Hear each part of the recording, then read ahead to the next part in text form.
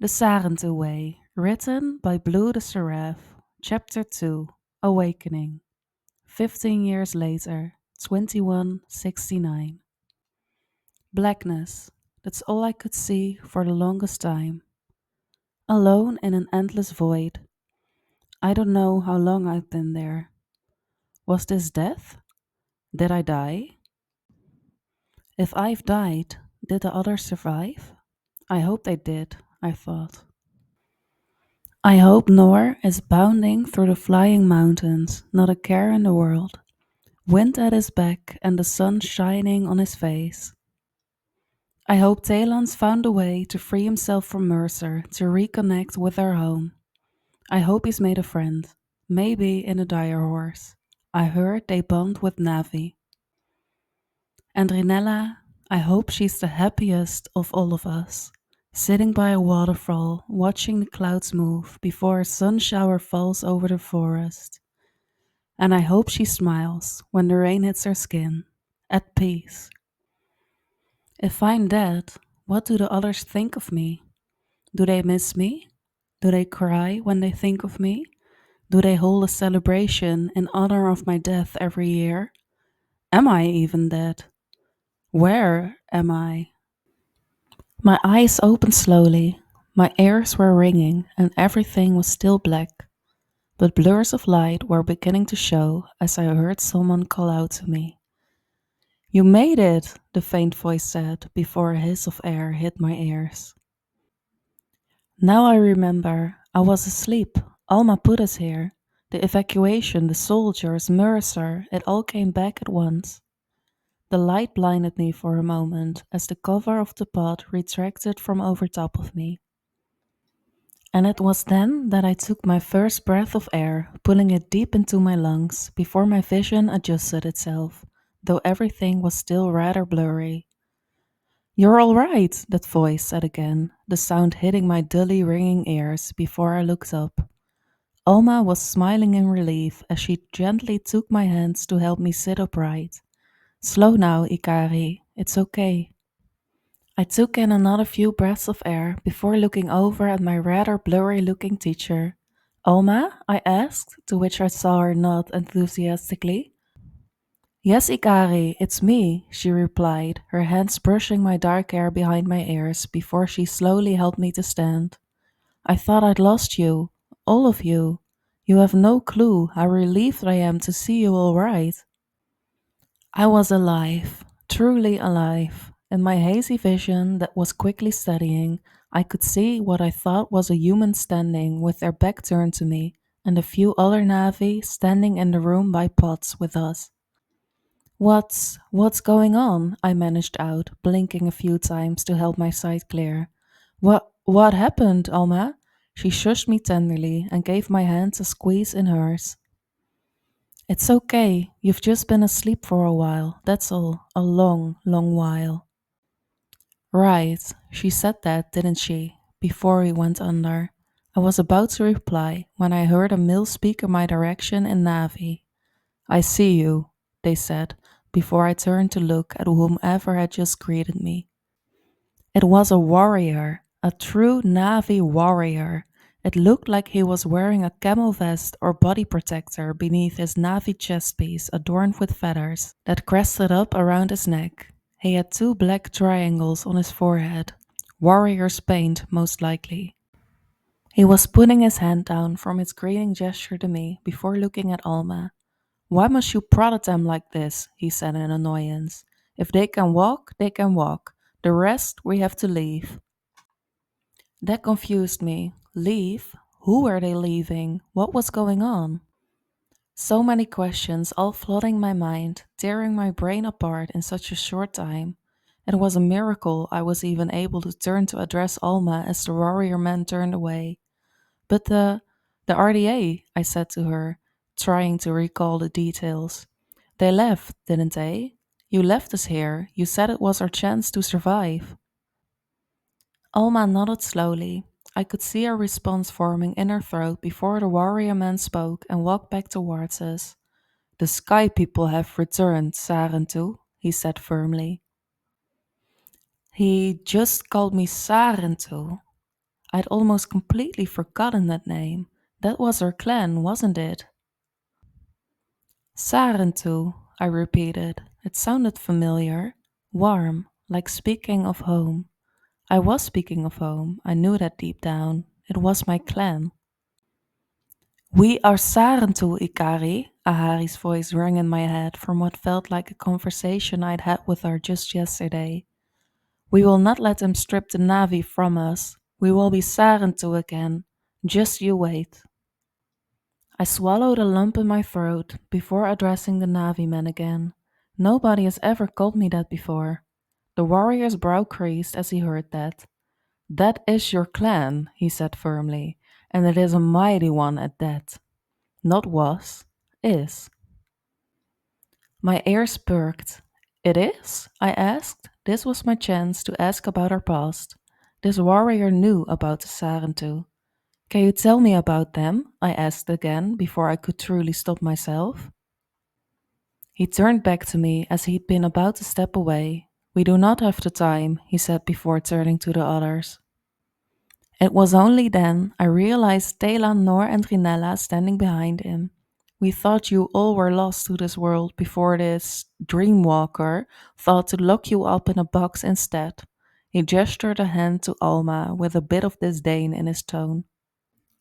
I looked back at Alma as she gently stroked my hair back again and gave me another quick once over, making sure I was alright physically, I deduced. I'll explain when we get back, I promise, she whispered, her voice warm and assuring. But for now, just take it easy. You're still waking up, okay? I nodded, taking another deep breath before I turned to walk steadily over to Nor, Rinella, and Telan. Did everybody make it? I asked before I found myself pulled into an embrace by Rinella's warm arms. I'm here, she said. There was that flutter again. What was that, and why wouldn't it go away? While my mind contemplated that, I found my drowsy body melting into Rinella's arms before my own found their way around her waist, tucking my nose in her shoulder. A snicker hit my ears, making me step back a bit to see Noor looking at her and I, with Taylon doing his best to look anywhere but us. We're here too, in case you hadn't noticed, he said, with a teasing edge in his tone. Where's my hug, Ika'ri? I couldn't help laughing at that before I fell into a strong armed embrace, smiling and content. Without missing a beat, I reached out to grab Taylon by his shirt collar and yanked him into our hug. He laughed a little awkwardly and readjusted himself to hug me back with Noor, laying his head on mine. It felt so nice to hug them again. I didn't even realize how much I missed it until now. I didn't even know how long it had been. All I knew was that I needed hugs from all three of them, and that was enough for me. We're getting out, Ika'ri, Noor smiled as he let me pull back from him after a few moments. At last, it's truly happening. We're going home, together. His hand touched my cheek as I heard the crack in his voice. All I could do was smile as I looked at all three of them. My family. We were going home. We were alive and well, and it was time for us to leave the RDA behind. Finally, we could be Navi again. Was this real life? Was it truly over? If it was, there was only one problem, and the thought came faster than I thought it would. I only wish Ahari could be here with us, came my reply as the memory of my sister hit me like a boulder. She should have been with us. She should have been the first one I hugged, but she was gone, and that was simply something I had to bear the burden of forever.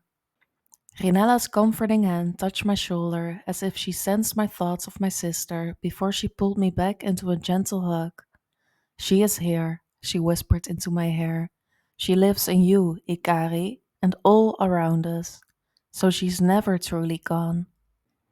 That was a comforting thought. The notion warmed me, I couldn't deny it, but it wasn't the same. And I knew Rinella knew that her living on in my spirit wasn't the same as her being alive and here to celebrate our going home with us. It wasn't fair, not at all. Why does the room look so different? Talon said as he looked around. It was then we all took a second to really take in our surroundings. Several light panels were out, the bulbs long burned out. There were wires hanging down from the ceiling, debris on the floor. The floor itself was coated in such a thick layer of dust we'd made visible footprints in it upon leaving our pot. The entire room was a mess. It looked completely different than when we'd entered. How long were we asleep? I muttered before a human spoke to us near a group of others, pointing their guns at the doors on one side of the room. Hey, can you guys hurry things up over there? He called. RDA are en route. You can have your reunion later. The warrior Navi interjected. You need to eat, Sarentu. Regain your strength, he said. But I do not know if any Sky People food will be very helpful. It certainly hasn't for these three, it seems. Rinella, Nor, and Talon ignored the little comment before the human man spoke again.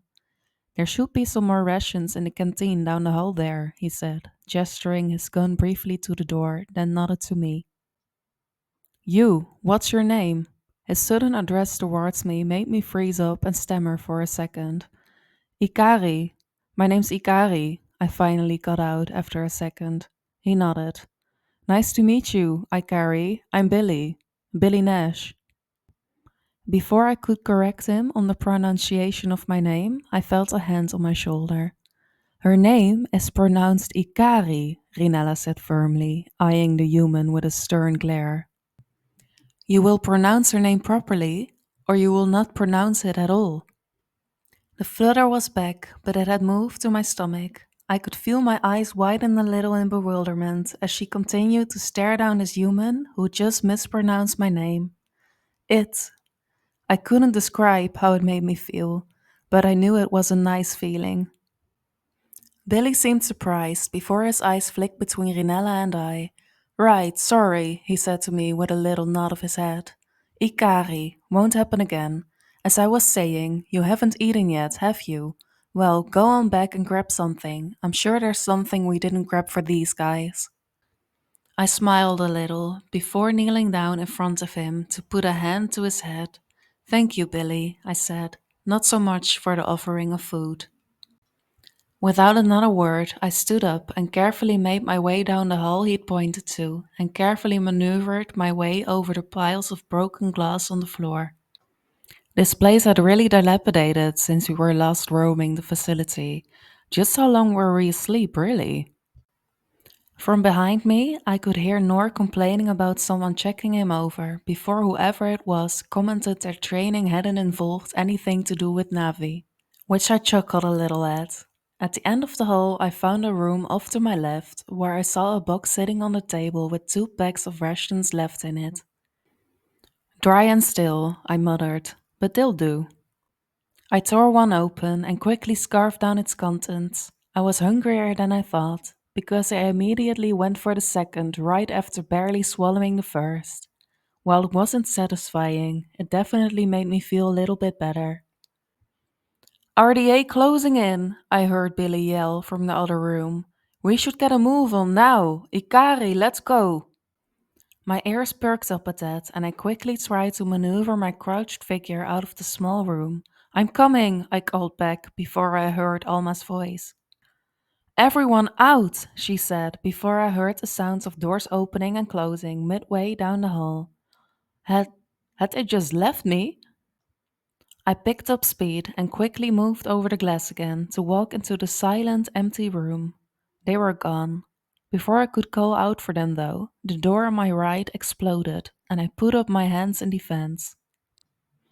Hurriedly, I moved to get behind one of the cryopods on the far wall closest to the other door at the opposite end of the room, putting a hand to my mouth in order to keep quiet. I could hear the faint drone of blaring sirens, meaning the security alarm in the facility had been tripped on. I stayed as low and quiet as I could while I watched a group of RDA soldiers march into the room, one at the front with a flashlight looking into the pods. Others were holding their guns, pointing them around the room. By some miracle, they didn't spot me. But my eyes quickly fell onto the man at the front of the squad in a white button up shirt and trousers. Director Mercer. My heart rate quickened. Then I heard her voice. The children. Colonel Harding was looking at a pod near me before she turned to Mercer. They're alive.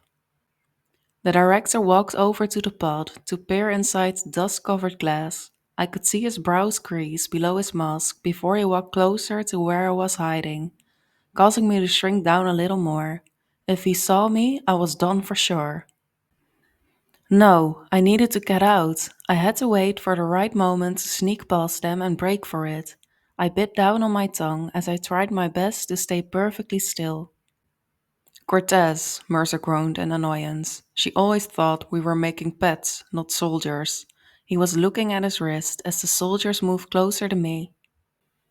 He took a moment before turning to seemingly walk out of the room, but not before he looked at Harding and said in a cold, commanding voice, "Get rid of them."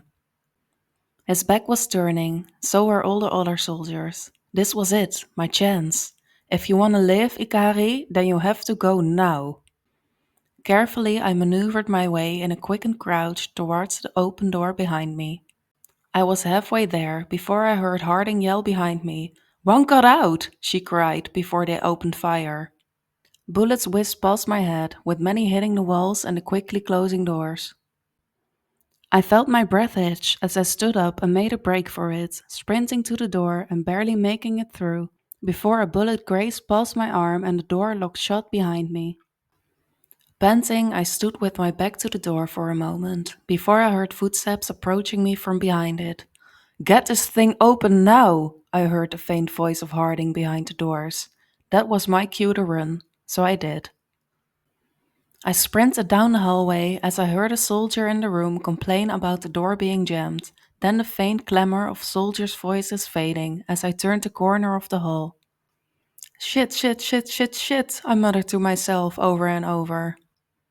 Normally I wouldn't cuss in English. Normally I wouldn't cuss at all, but this was a special occasion. I slid on my feet through a small doorway into what looked like a busted down lab, before standing back upright and hopping down a small set of stairs to head towards the next door. Just then, Mercer's voice rang over the intercom through the entire facility. "Kill all Navi on site," was all he said, but it was enough. I quickened my pace, leaping over debris in my way and climbing over overturned furniture out the door and through the halls.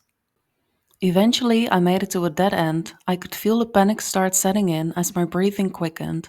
I clutched my chest, my eyes darting around looking for a way out, until I saw it. A vent. "This is gonna hurt," I winced prematurely before leaping up on what seemed like the remnants of a collapsed ceiling or floor, depending on where you were standing when it collapsed really, and carefully crouched before the vent. I clenched my fist and took a deep breath before gritting my teeth and hitting it with a solid left hook.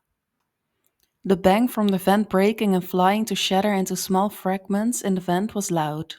And as expected, it hurt. Badly. I couldn't fight back the winds that escaped me, shaking out my hand before slipping into the vent and heading inside and exiting in the maintenance area. Thankfully, another vent was there that didn't have a cover on it for me to knock out, until I came upon the end, that is. "Shit," I hissed again, before shaking my hand out once more and punching the cover out again. I dropped down from the vent before hearing a loud, "I see one," from the other side of the window. A short gasp left me as I began racing down the hall again before the bullets went flying. "Shoot to kill," I heard as I sprinted down the winding hall. "No, no, no, fuck, fuck," I mumbled before a scream left me. A bullet had pierced me in my upper arm. Shit! "Don't slow down. Move, Ika'ri, move," I yelled at myself and kept running as fast as I could until I managed to slide under a closing door into another part of the facility, holding my arm and stopping to catch my breath. But that was only for a second, because another bullet hit the door right next to my head, causing me to scream and get up. I think this was what Sky people refer to as hauling ass. More soldiers shot at me from the sides of the halls before I found a hole caved into the floor. Taking a risk, I leapt down into it to be faced with another vent, already open for my convenience. Whoever was stupid enough to take off these vent covers before evacuation, thank you, I panted before jumping down into it. I landed in a room, caved in, with a door up on the wall to my right. I closed my eyes and winced, feeling the sting in my arm. Moving my palm from it, all I could see was my hand covered in blood. Blood. Like hers. Ahari. I blinked a few times before the pain snapped me out of my head and back into reality. The door, I uttered. Need to get out. I quickly shook my head and dragged myself towards the door before hearing a voice on my left, but thankfully it wasn't another soldier. Over here! I looked over to see the same Navi warrior who had addressed me as Sarentu minutes earlier. Are you alright? A familiar face, and a friendly one at that. I breathed a sigh of relief and quickly walked over. No, a soldier, I heaved out, unable to properly articulate my words at that moment. My arm. He looked at it and nodded quickly. Okay, here, reach your arm over the metal bar, he said, referring to the debris blocking him from me. I did as he said, taking the time to catch a little of my breath as I felt him prod at the wound with a knife in hand. I winced when I felt him yank something out, before hearing a small ping on the ground. He'd gotten the bullet out. Quickly, he tore something out of the pouch on his waist and wrapped it around my arm. I winced when I felt him yank something out, before hearing a small ping on the ground. He'd gotten the bullet out. Quickly, he tore something out of the pouch on his waist and wrapped it around my arm. I'm no tsaik, but this should do for now, he said, tying off the scrap of cloth. Until we can get you all out. Here, take this. Again, he reached over to place something in my ear for me. A radio? I asked to confirm, gently reaching up to touch it and adjust it so it sat a bit more comfortably. He nodded. It's tuned to our frequency, so don't worry, just keep it in your ear, he replied.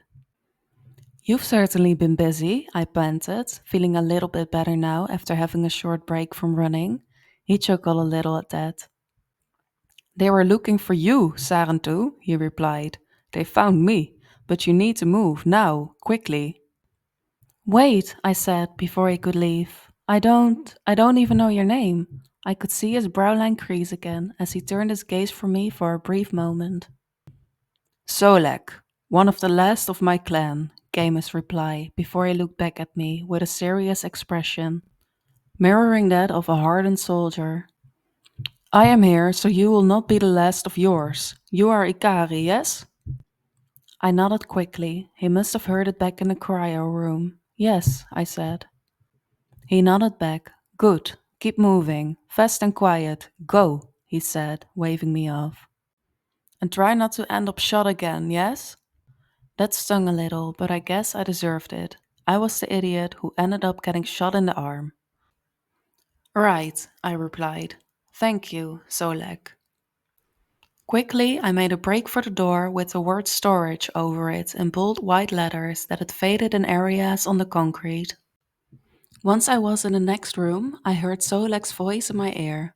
Can you hear me? He asked. I smiled and placed my finger to the radio to hit the button allowing me to speak. I hear you, I said, my eyes darting around. Those soldiers are everywhere. I could barely outrun them before. Breathe, he assured quickly. You will make it through this if you focus. It's okay. Look for a way out and go from there. I'll contact you again soon. Just be careful. A click sounded. I took that as the sign to continue on. And continue on I did, carefully making my way through another vent right under the feet of an amp unit barking orders to check everywhere for us. I barely made it into the next room through a hole without being spotted, moving up the stairs before I pressed my radio's button again. Anxiety was starting to take hold. Solek, can you hear me? I began.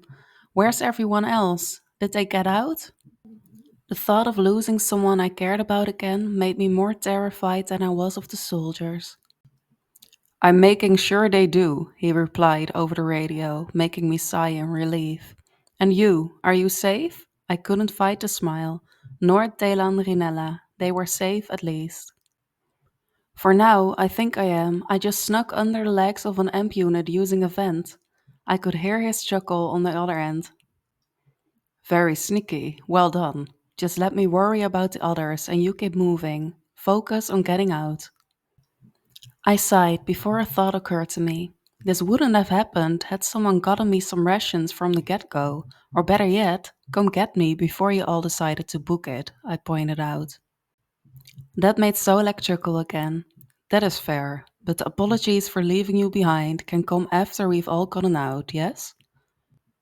I smiled hearing that. Yeah, these guys owed me quite a round of apologies. Yeah, that's all right. Thank you, Solek, I replied before continuing through the lab I'd entered as quietly as I could.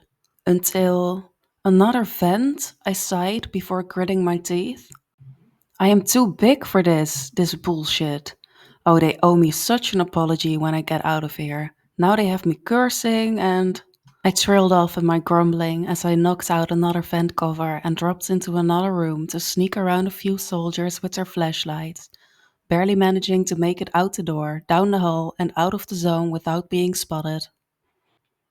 That was way too close, I muttered to myself, growing increasingly frustrated with the situation. Cannot believe those squonks left me behind. They owe me several apologies. This is ridiculous. I'm here by myself with only a cotton shirt, some camo pants, and a radio. That is not a recipe for a solid escape. Okay, Ika'ri, breathe. There will be time to be angry to their faces once you get out of here. For now, stop talking to yourself and keep moving. After making my way through the gym, which took more effort than I would have liked, given I had to handle Sky People wires to repair them with my bare hands, I took a sigh of relief and pressed a button on my radio. I made it through the gym, I relayed. Thankfully, the soldiers in there were too busy bickering to see me. Solek's voice came through shortly after. Good, now get to the. He said, but his voice was cut off by static? Screaming? Whatever it was, it made me physically pause in my tracks. Solek? I tried. Solek! No response. Click. I looked ahead down a debris covered hall and took a deep breath. There was trouble ahead. I knew there was. But I'd come this far, right? I puffed out my chest and quickly made my way down the hall until I entered a familiar door, our old classroom. The lights were off, some desks were overturned, the whole place was falling apart, covered in dirt and debris. I couldn't stop a soft gasp from escaping my lips as I slowed my step to look around.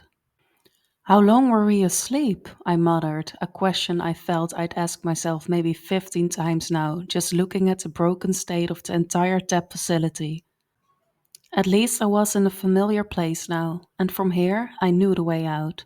Making my way to another door, I tried my radio once more. Solek? I spoke. Can you hear me? No response.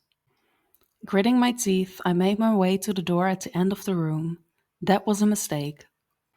The door opened, and before I could even register the presence, an amp unit with a covered screen shield reared back and hooked me right in the face with its metal fist.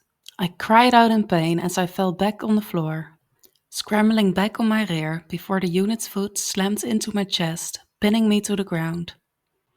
I struggled to wiggle myself out, but that just made the pilot push their foot down harder. I cried out in pain again before looking at the bloody windshield and let out a loud hiss, baring my teeth with fury blazing in my eyes. I'd come this far. I was so close. I wasn't about to die like my sister did, not when I was mere inches from having my freedom. I needed to get out, if not for myself, then for Ahari. Gotcha, a familiar voice said before I heard the click of a handgun. I turned to see Harding there, with a smug look on her face, pointing the gun right at my head. I hissed at her as well before trying to swipe at her with my hand, which resulted in another hard press from the amp unit's foot. I screamed out in pain again as I felt something strain at my torso. I was struggling to breathe. Just my luck, another person stepped up beside the colonel. What you catch, Harding? He asked. Mercer. I could see my mother's song card wrapped around his wrist. Ah, you don't have to worry about this one, he said, looking back up at Harding for a second as more soldiers surrounded us. It doesn't have nearly the fight its sister did. It! How dare he refer to me as an it? Murderer! I hissed before I swiped out at him too, my nails catching his face, making him recoil with an angry, stunned expression. Harding pressed a gun to my head before Mercer quickly held up a hand up to her. She stepped back a little as he lifted his hand to his cheek to catch the few droplets of blood now dripping from his skin. He then looked back at me and smiled again, that stupid smile, what I wouldn't give to see it wiped right off his face by my hand. I was sick of it. Well, look where that spirit got your sister, hmm? He said simply. Then he turned back to Harding. Such a shame. They could have been of use once. Now they're only obstacles in the way of our new assignment.